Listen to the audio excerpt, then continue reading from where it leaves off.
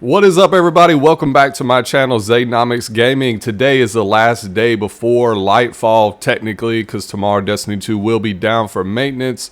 So it is a perfect time to go over my last final build for the Titan, which is pretty much the Titan class is the least excited I am for as far as the new Strand ability. That's why we're going over it last.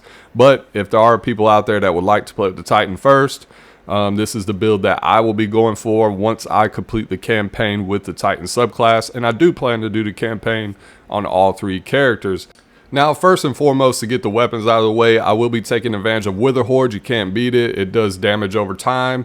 I'm also using Reckless Oracle because it does have triple tap, and it is also a void auto rifle, so it pairs well with the Sentinel Titan subclass. I will be using Echo of Undermining to give my grenades a weaken debuff, and that's pretty much the gist of it. We will also be using Bastion because if I do my Titan Barricade, that gives me an overshield, and we're also taking advantage of the bubble. So the build is pretty much straightforward. As far as my Titan exotic goes, for armor, we will be taking advantage of Heart of Inmost Light, and that pretty much just buffs one or the other abilities, and that allows me to constantly have grenades, constantly have my melee ability, and also it helps me keep my barricade in handy for when I need an overshield or I need a reason to stay alive. And you'll see in the background gameplay, there's times where I was on the verge of death, but that barricade definitely comes in handy. Now, in this gameplay footage, I did not use Echo of Instability, which that fragment gives you volatile rounds when using a void weapon, but I may swap out one of my other aspects for that just to get that extra damage bonus. I know it was nerfed recently, but I still plan to use it in some content. The biggest thing with this build is you want to have high ability uptime, and you also want to stay alive. If you're doing the legendary campaign, Overshields and health are they play a big role in soloing a lot of content, and I do a lot of solo playthroughs, I guess you could say. But it's one of those things where staying alive is very, very important.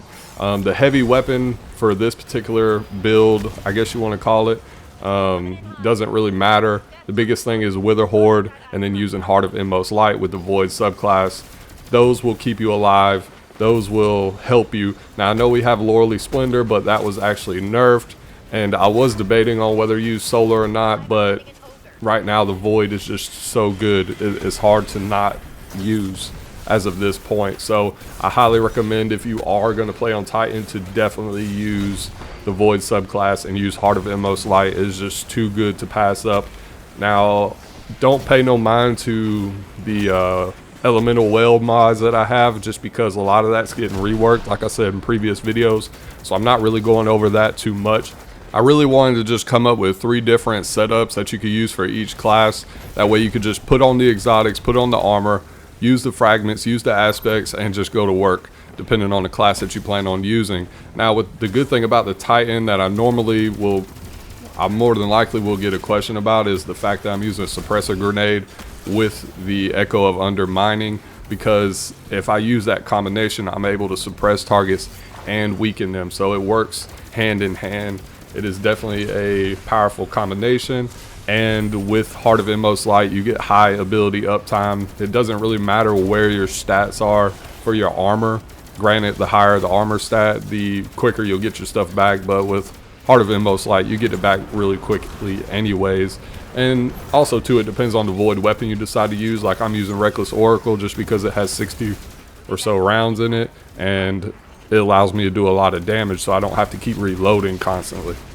I think one of the biggest things with this setup is the fact that you actually have to use your abilities. Sometimes we get caught up to where we feel like we need to save our abilities, and the same goes for the super as well.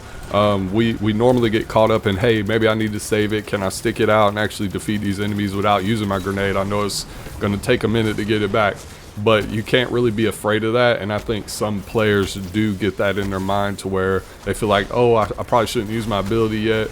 But that's a good thing with Heart and Most Light. You always get it back quicker. And then when you're using the bubble, you immediately get all of your ability energy back.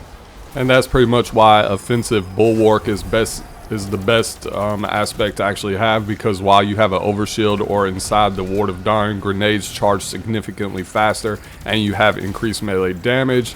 Now this pairs very nicely with Heart of Inmost Light, because then once you use those abilities or you have that buff that's active, I mean, you're getting grenades constantly, you're getting your melee constantly, you're getting your Titan Barricade constantly. So this build right here is just one of the amazing ones. And keep in mind, I'm not even going over any elemental well mods or anything like that. This is just strictly aspects, fragments, weapons, and that's it, and the exotics.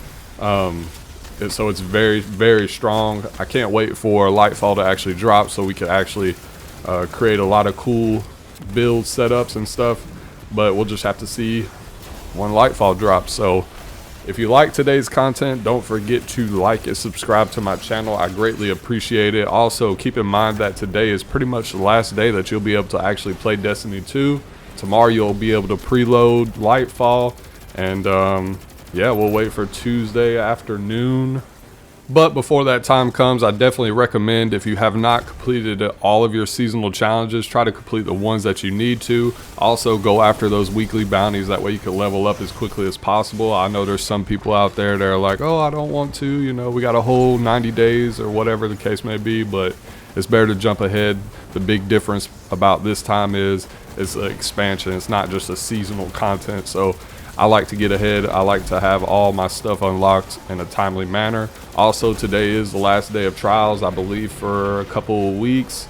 So if you haven't jumped into trials, everything has double rewards, I believe, as far as rank goes. So you have Vanguard, Gambit, Crucible, you get double rank rewards as well. So make sure you complete all that stuff that you haven't completed. Also, too, one reminder before I do go, make sure that you have all of your loadouts selected and everything, because more than likely the third-party apps will be down come Tuesday, at least for a few hours, just due to the updates and UI updates, etc. So make sure you have everything picked out for when Lightfall does drop, so you're not just running around trying to, you know, go back and forth between characters, go back and forth between the vault and stuff to get and equip the weapons that you actually want. So it's better to do that now.